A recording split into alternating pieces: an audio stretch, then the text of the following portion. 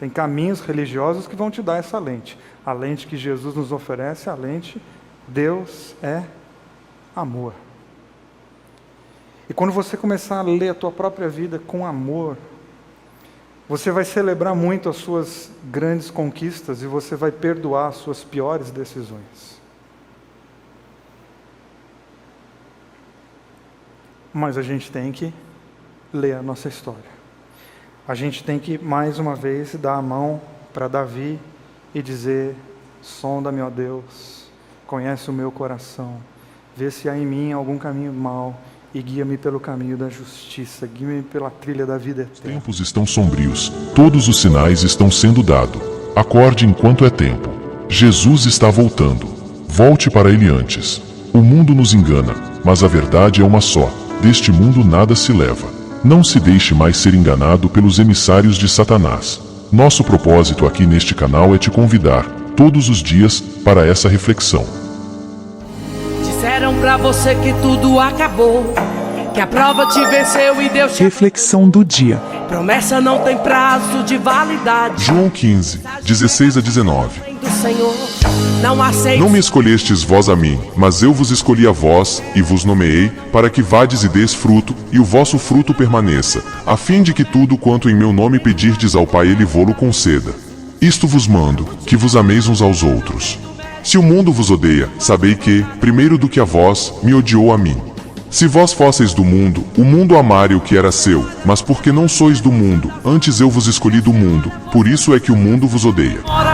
Meu irmão, é na angústia que Deus te socorre. Toda glória ao nosso Deus. Pódio pra sua vitória. Até os seus amigos viram sua prova, disseram não vai vencer, porém se enganou. Deus promete, não esquece que Ele é fiel. Tome posse do milagre, a vitória chegou. A vitória chegou, a vitória chegou. Deus entrou na sua vida, a história mudou. Chegou, chegou, chegou o tempo de cantar e o de chorar passou. Nós vamos ler o Evangelho de Lucas, capítulo 13, do versículo 6 até o 9. O texto vai ser projetado aqui na tela, aqui atrás. E diz assim a palavra de Deus. Jesus contou-lhes esta história. Um homem tinha uma figueira plantada em sua propriedade, mas na época de figos não havia um fruto sequer. Ele disse ao agricultor: o que está acontecendo? Há 3 anos tento colher figos desta árvore e nada. É melhor cortar. Por que desperdiçar terra boa? O homem lhe pediu: vamos dar a ela mais 1 ano. Vou cavar ao redor e jogar adubo. Talvez comece a produzir no ano que vem.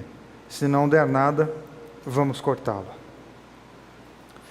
Quando você fica de frente com os evangelhos, você vai perceber de uma maneira muito rápida, mesmo você que não tem muito contato com a Bíblia, que Jesus usa de uma rica linguagem, usando de diversos recursos, para a gente conseguir entender um pouco melhor o que é a vida, ou o que é a vida à luz disso que nós chamamos o reino de Deus, os valores do reino de Deus. Jesus conta histórias para que a gente tenha uma percepção um pouco melhor da nossa própria história. Ele utiliza de algumas figuras, e essas figuras não são para encerrar o assunto. Jesus utiliza de figuras para aumentar o assunto. A figura não é uma janela que se fecha. As figuras de Jesus são janelas que se abrem. Exatamente para a gente conseguir enxergar ou perceber a vida a partir de outro ponto de vista. Entender a vida a partir de metáforas, de recursos que antes nós não tínhamos. Por isso Jesus não contou uma história sobre o reino de Deus. Ele contou diversas histórias, muitos exemplos, muitas figuras, para nos dar diversas metáforas para a gente lidar com essa grande complexidade que é o nosso próprio coração. A gente não poderia definir ou tentar organizar minimamente a nossa vida a partir de uma história apenas. Nós precisamos de muitas. e quantas forem necessárias, para que a gente consiga usar dessas figuras, para que elas sejam para nós como espelhos, para a gente conseguir se entender, ou pelo menos começar a se conhecer nesse incrível, extraordinário percurso da existência humana. É uma série de histórias, para que a gente entenda a composição da nossa história. Porque o que é a sua vida, senão um conjunto de um monte de histórias?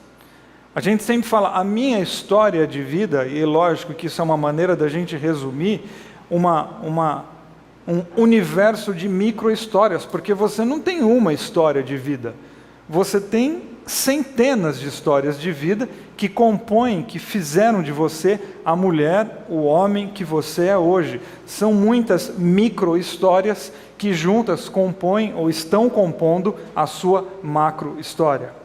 Então nós vamos pegando diversas coisinhas aqui, fases da minha vida aqui, e outras lá, algumas coisas que eu vivi na minha infância, na minha adolescência, coisas que eu estou vivendo hoje, e essas histórias todas vão se conversando. Na verdade, essas histórias, elas se precisam para que eu encontre sentido na minha vida, e Jesus vem exatamente para, através de parábolas, nos ajudar, para que a gente consiga entender um pouquinho mais de quem nós somos, e inclusive, por que estamos como estamos. Eu falei aqui na primeira reflexão desse mês, que existem alguns temas que eles não são muito atraentes, mas eu não estou nem um pouco preocupado com isso. Porque eu falar de esgotamento, o pessoal fica até com vergonha de ir, né? Porque vai falar, chegou mais um esgotado aí.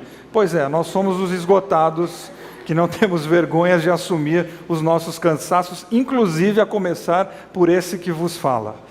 Nós estamos cansados, e não tem por que ter vergonha de estar cansado. A gente não tem que ter por que ter vergonha de estar com uma exaustão emocional. A gente não tem por que ter vergonha de estar doente. A gente não tem por que ter vergonha de ter depressão. A gente não tem por que ter vergonha de estar estressado. Não, vergonha a gente deveria ter se a gente não tratasse isso. Tratar, assumir as nossas fraquezas, inclusive é um princípio cristão, que é quando nós somos fracos, é que nós nos tornamos fortes. A negação da realidade, a negação daquilo que nós sentimos, é uma bomba relógio que a gente fica nutrindo dentro de nós, e uma hora vai explodir. Você que frequenta a quinta-feira já ouviu 1000 vezes eu falando que o ser humano é como uma panela de pressão. E com uma panela de pressão você consegue fazer coisas deliciosas. Eu não consigo, mas geralmente algumas pessoas conseguem fazer coisas deliciosas com uma panela de pressão. Mas com uma panela de pressão você também pode se matar. Você pode se ferir, inclusive ferir pessoas ao redor. Ou seja, se a gente cuidar da vida, a gente consegue fazer coisas incríveis com a nossa vida. Mas se a gente ficar negando e essa pressão só vai aumentando, uma hora a gente pode explodir. E inclusive ferir pessoas que não tem nada a ver com a história.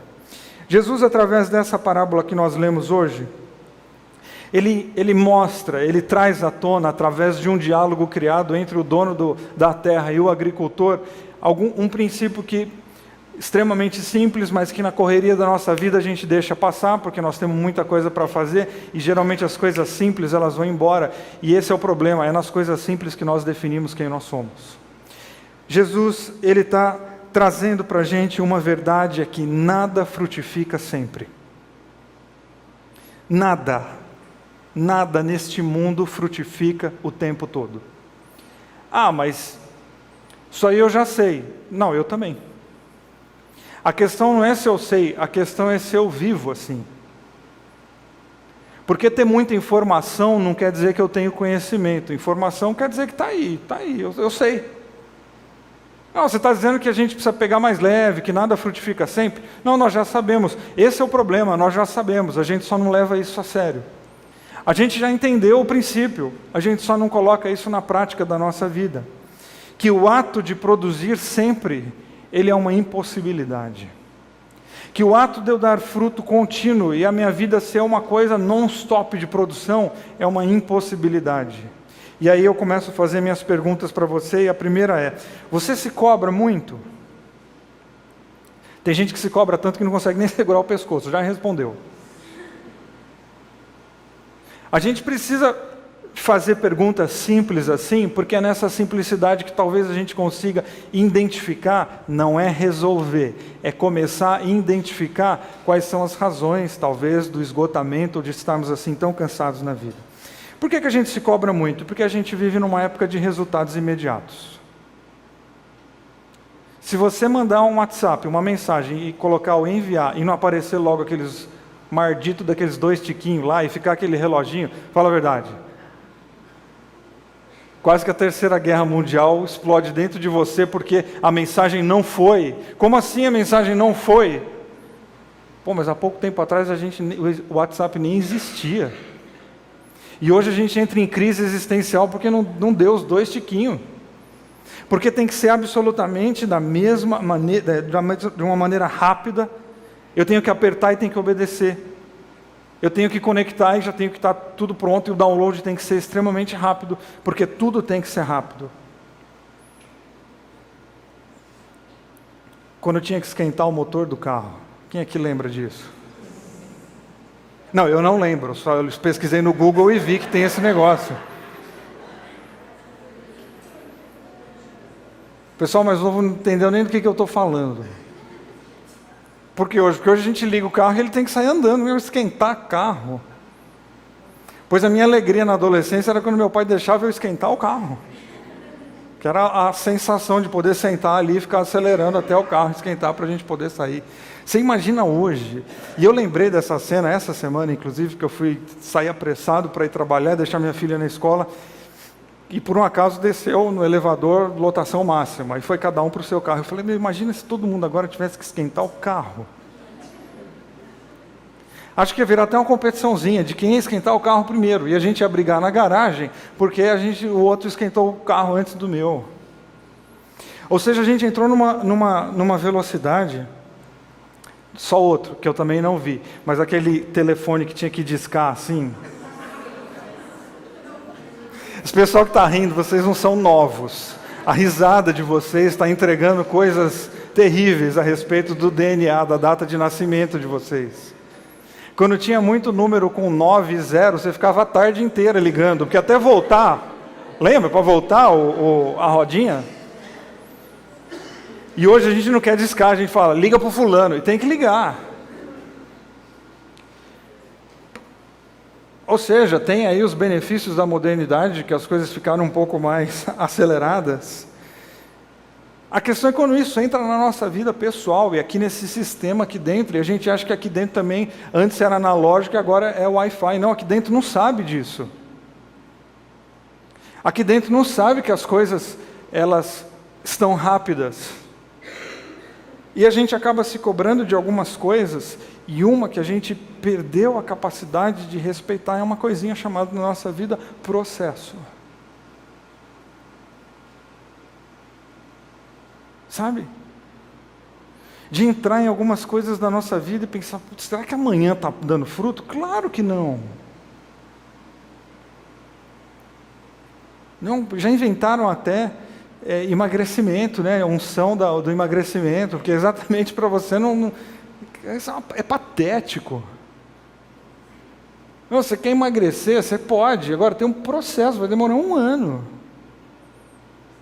Mas a gente quer as pílulas que resolvam a nossa vida de uma maneira um pouco mais 1, 2, 1, 2, 1, 2, 1, 2, 1, 2, 1, 2. E aí a gente está em abril já, porque 4 meses já nesse 1, 2, 1, 2, 1, 2, nós estamos... Pô, não aguento mais. Claro que a gente não aguenta mais, a gente tem que fazer tudo para ontem. Inclusive coisas que a gente nem estava sabendo. O negócio chega na nossa mão e a gente já tem que resolver. Então a gente tem que tomar muito cuidado para a nossa vida pessoal, não entrar nessa velocidade de que a gente vai fazer tudo assim imediatamente. A gente precisa aprender a respeitar esses processos. E Jesus na parábola está falando de muitas coisas, entre elas ele também está falando desse processo, porque tem uma figueira que não dá fruto. E ela está lá no meio, ela está no meio, é você. Essa figueira agora, eu falei que a história era para ler a nossa história, essa figueira agora não é mais uma figueira, agora é você, sou eu. Sou eu e você que estamos aí no meio, nós estamos vivendo, nós estamos tentando, nós estamos lutando, a gente está fazendo um monte de coisa e de repente a gente sente que a gente não está produzindo. E aí chega o dono da plantação e fala assim, arranca. Só que esse dono da plantação, quem é? É você também. Sou eu e você que temos esse hábito tão terrível de tratar a gente de uma maneira tão cruel. E às vezes na nossa incapacidade de respeitar o processo, a gente simplesmente desiste, arranca, joga fora, deixa para lá, dane-se, tá ruim, mas tá bom, e segue o jogo. Simplesmente porque a gente perdeu a capacidade de viver um dia de cada vez e de ver as coisas passando por lentas transformações e sabendo que uma transformaçãozinha hoje, com mais uma de amanhã, com mais uma do mês que vem, com mais uma de agosto, com mais uma em novembro, a gente terminou o ano num lugar completamente diferente. Mas a gente é afobado e a gente tem pressa. E a mudança precisa acontecer exatamente hoje. O dono da plantação aqui, ele está de olho nos resultados imediatos. Ou dá resultado agora, ou não presta. Ou eu consigo fazer uma mudança de vida absolutamente agora, ou joga fora. E aí o agricultor, ele advoga em favor daquela figueira. Ele diz, espera aí, vamos dar tempo a ela. Para que arrancar? Para que arrancar-se antes, se a gente não fez nada ainda em favor dela? E olha que recado, ele está dizendo, cara, a gente está arrancando processos da nossa vida, a gente arranca processos, a gente arranca pessoas da nossa vida, a gente desiste de relacionamentos, a gente desiste de sonhos, sem antes pelo menos mexer a terra para ver o que é que está acontecendo. Não arranca, joga fora, e as coisas se tornam descartáveis, e de repente a nossa própria vida se torna descartável. É um desistir da vida. Desistir de sonhar, desistir de lutar, exatamente porque não deu certo até agora, então não vai dar certo nunca. Então a gente vai pelo caminho mais rápido, que arranca logo isso fora. E o agricultor está dizendo, não, peraí. Vamos tentar outras coisas. Vamos abraçar outras ideias. Linkando com o que eu falei semana passada, vira teu pescoço, porque tem salvação também fora do teu arraial. Não fica achando que você é dono e dona da verdade, não. O que você tem é uma opinião. Existe verdade bonita fora da tua vida. Mas eu vou na igreja faz 40 anos. Não importa, existe beleza fora do teu horizonte cristão, evangélico e de espiritualidade. Tente outras coisas. Não morra abraçado nos teus dogmas, porque Jesus não está aqui para defender dogma, Ele está aqui para trazer vida e vida em abundância. Vamos mexer a terra, vamos mexer o coração, vamos tentar entender por que está tão seco, vamos tentar entender por que não está dando fruto. De fato, a gente quer dar fruto. Então eu quero que você, e acho que você já está fazendo isso, você está aí mexendo com a tua imaginação, e lidando com o teu mundo interno, exatamente para pensar, talvez áreas, a tua vida toda, mas áreas da tua vida que elas não dão mais fruto. Você já parou para pensar o porquê? Você já parou para pensar em lidar com você antes de desistir de você? Você já parou para pensar e questionar como é que você vive antes de parar de viver? Então, o agricultor, ele traz para a gente uma sabedoria da simplicidade, que é não condene antes de ler a história. Mas como eu quero falar para você, não se condene antes de ler a sua história. Não desista antes de você pelo menos entender como que você chegou, aonde você chegou e por que você está do jeito que você está. E inevitavelmente você vai descobrir culpas pessoais, assim como você vai descobrir que você também foi vítima de um sistema que te oprimiu. E não quer seja a culpa pessoal a maior ou quer seja um sistema que secou a tua vida, pouco importa. A questão é que daqui para frente a tua vida pode ser diferente. Então calma. Antes de arrancar, antes de explodir, antes de desistir, calma. Leia a sua história e não se condene antes de se entender. Ah, mas que hora que eu vou me entender? Eu acho que nunca, mas fica tentando. Porque tem umas coisas que elas não são finais, tem umas coisas que a gente tem que ficar tentando o resto da vida.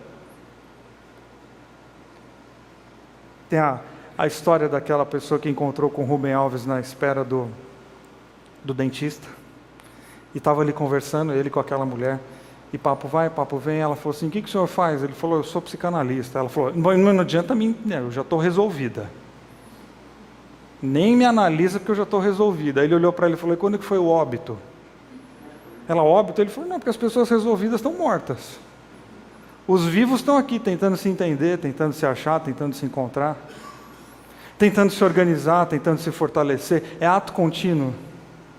Então eu tenho que ficar lendo a minha história, eu tenho que ficar tentando entender porque eu estou assim. Eu preciso com constância voltar ao meu passado. Não é viver no passado, é ler o meu passado e voltar para cá e me fortalecer e tocar a vida para frente. Sabe por quê? Porque se você não fizer isso, entrar em contato com você mesmo, tem um juiz e uma juíza que moram dentro da gente. Esse juiz e essa juíza foram formados durante esses anos todos de vida que nós temos, nossas experiências, nossa religiosidade, que é um juiz ferrenho que a gente tem. E esses juízes, eles são um tanto preguiçosos, porque eles condenam antes de ler o processo. Arranca, culpado, não presta. Não, eu preciso acalmar esse juiz interior e falar assim, não, peraí, eu ainda não pedi tua opinião. A gente precisa aprender a pegar mais leve com a gente. Por isso eu pergunto, você se cobra muito? Então você precisa começar a aprender a pegar mais leve com você.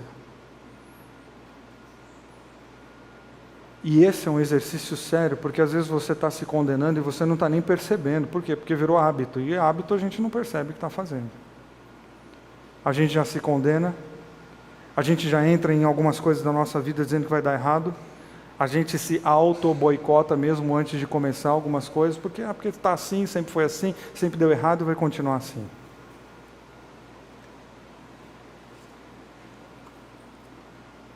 A gente precisa ler a nossa história, e tem gente que vai dizer, Vílio, mas eu tenho tanta preguiça de ler minha história, porque ela é tão feia. E eu acho que você tinha que dar uma chance para a tua história, e começar a ler ela com a lente do amor e não com a lente do juízo. Porque quando a gente aprende a ler com a lente do amor, a gente consegue entender alguns processos da nossa vida e a gente consegue se perdoar. E quando a gente consegue se perdoar, a gente consegue ser mais feliz. E quando a gente é mais feliz, a gente está mais animado para enfrentar a vida. E ler a própria vida com a lente do amor nada mais é do que ler a vida com a lente de Jesus. A lente que Deus nos entrega para a gente entender a nossa história não é do juízo, não é da condenação. Tem caminhos religiosos que vão te dar essa lente. A lente que Jesus nos oferece é a lente, Deus é amor. E quando você começar a ler a tua própria vida com amor, você vai celebrar muito as suas grandes conquistas e você vai perdoar as suas piores decisões. Mas a gente tem que ler a nossa história. A gente tem que, mais uma vez, dar a mão para Davi e dizer, sonda-me, ó Deus, conhece o meu coração, vê se há em mim algum caminho mau e guia-me pelo caminho da justiça, guia-me pela trilha da vida eterna. O Salmo 139 é uma oração de coragem. É exatamente o ler a própria história. É mergulhar para dentro de si e começar a se conhecer e começar a se entender. E que horas que isso vai acabar, não precisa se preocupar com que horas que isso vai acabar. Preocupe-se, concentre-se em entender o porquê você está como você está. A complexidade de viver é tão grande que Davi recorre a Deus. E acho que nos deixando o recado, façam o mesmo. Recorram também a Deus e peçam também a Ele que dê força e sabedoria para vocês aprenderem a ler a própria história, identificarem os maus caminhos e entrarem num caminho de felicidade, um caminho que faz sentido.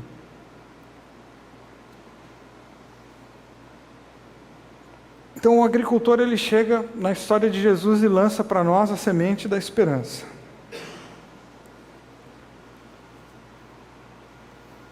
A esperança do esperançar. A esperança do mexa-se. Aduba essa terra. Trabalha. Joga mais água. Informe-se. Mas não aceite a seca como uma condição definitiva, porque essa terra pode mudar. Porque você pode voltar a dar fruto, mas isso não vai acontecer sem um comprometimento radical teu com a tua própria história.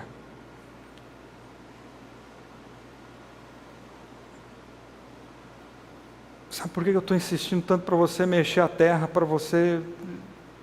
Use a metáfora que você quiser. Porque às vezes a vida vem e se impõe a nós de uma maneira muito pesada, e a gente fica esgotado, e a gente se submete àquilo, e os dias passam.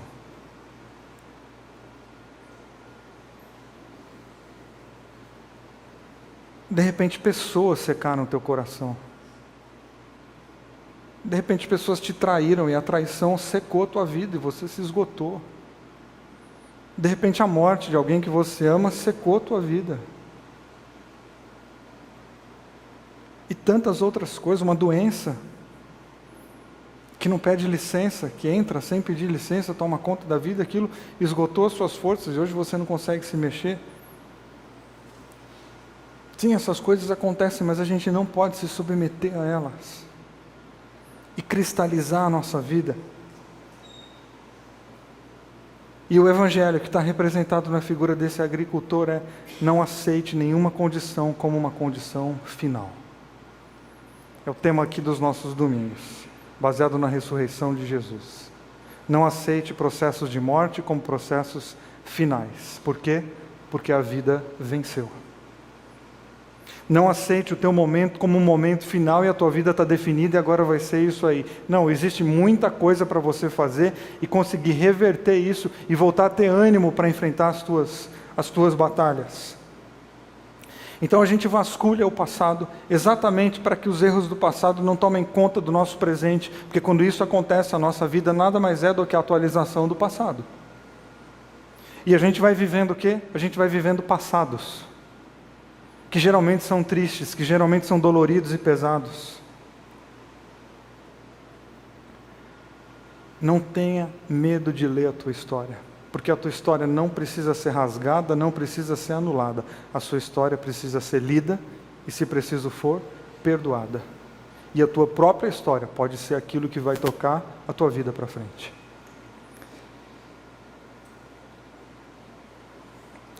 Assim como não caia nessa conversa que está na moda hoje, de que o universo conspira em teu favor. Meu irmão, o universo nem sabe que você existe. Porque o que é o universo para ele conspirar ao nosso favor?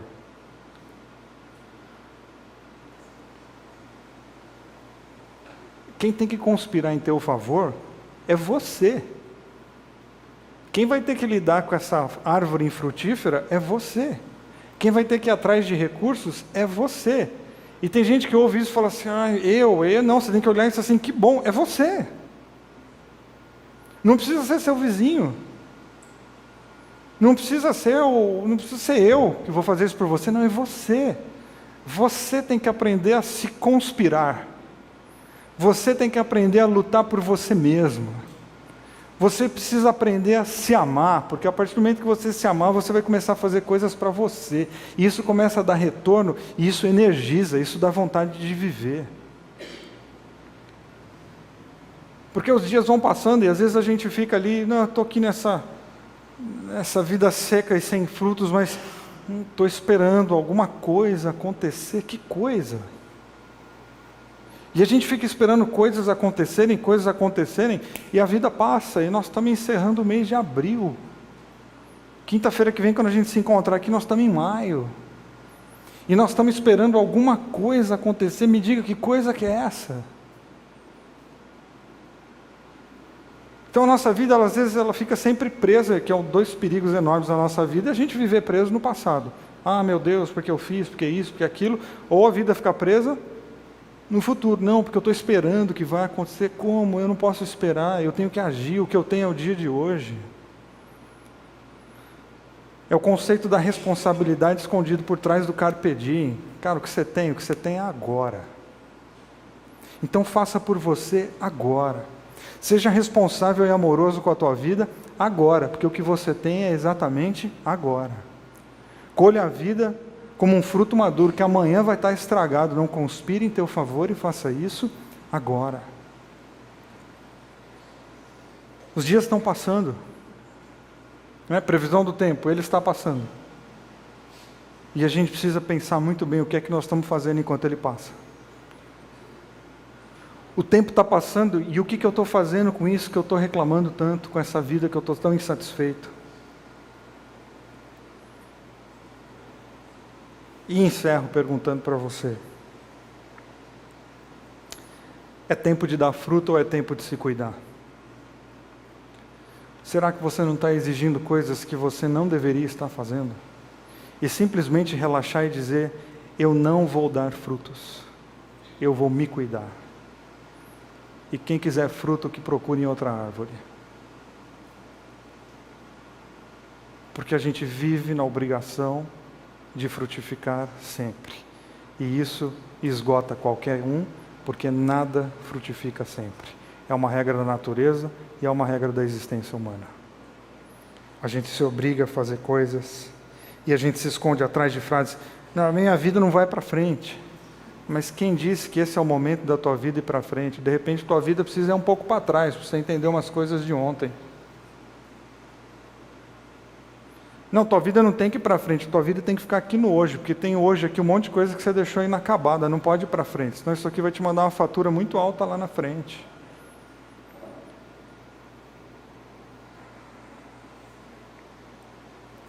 Entre safra não é perda de tempo, entre safra é a possibilidade de novos frutos. A gente só precisa guardar isso no coração e respeitar. Porque a gente cresceu aprendendo que tempo é dinheiro, né? Não pode ser. Não pode ser. Entre safra não é perda de tempo. Entre safra é o momento em que eu paro para cuidar do meu coração e uma hora dessa aí eu volto a dar fruto.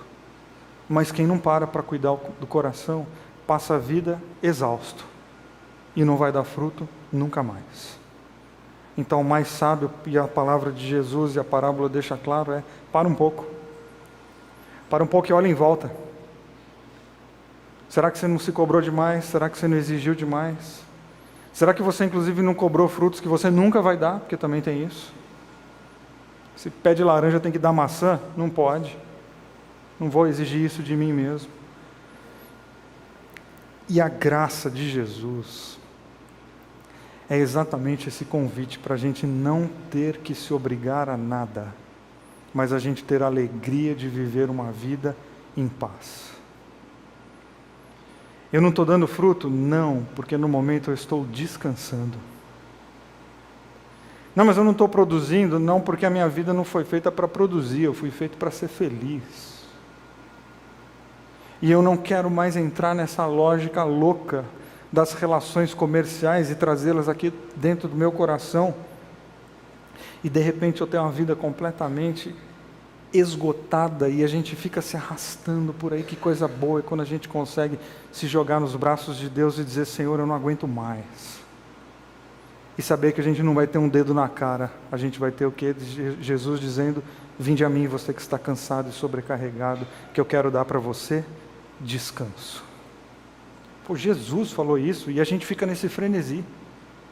E Ele está dizendo: para, porque você não é avaliado pelas coisas que você faz, você não é avaliado pelas coisas que você tem. Não, nós somos definidos no coração de Deus pelo amor e não por aquilo que a gente tem capacidade de fazer. E que bom é quando a gente consegue simplesmente derramar a nossa vida e descansar no amor de Deus. O Erich Fromm diz assim: você precisa parar para mudar. Ah, mas eu não tenho tempo para parar. Tem, todo mundo tem. A gente tem tempo para aquilo que é a nossa prioridade. A gente não faz coisas na nossa vida não é por falta de tempo, a gente faz porque a gente não tem interesse. A gente não faz porque vai dar muito trabalho. A gente não faz porque a gente vai ter que sair da nossa zona de conforto. A gente não faz porque, por uma questão de prioridade, todo mundo tem tempo para conseguir mudar um pouquinho a rotina, um pouquinho os hábitos, um pouquinho a estrutura, e de repente, de uma maneira surpreendente, você vai olhar para a tua vida e ela vai voltar a dar frutos. E ela vai dar fruto, então, agora até o final da vida? Não, nós vamos ter outros tempos em que a gente vai ter que diminuir de novo, e que a gente vai ter que descansar de novo, e que a gente vai ter que se rever de novo, porque a vida é cíclica, ela não é constante, a vida é ondular, é um vai e vem, são ondas, e a hora eu estou lá em cima, e a hora eu estou lá embaixo, e a gente precisa aprender a surfar nessas ondas, mas quando a gente faz isso com a lente do amor, a gente só consegue receber uma coisa: o carinho de Jesus dizendo: que bom que você chegou, porque eu quero dar para você alívio e descanso. Amém? Meus amigos e irmãos, as coisas mundanas, às vezes, nos faz sentir que estamos vivendo um mundo de felicidades. Não nos deixam enxergar a realidade e ainda nos mantêm na escuridão. É preciso que alguém nos chame a atenção dessas coisas, que nos faça acordar para a verdadeira vida, vida essa, com Jesus. O momento de despertar é agora. Pare agora e pense nisso.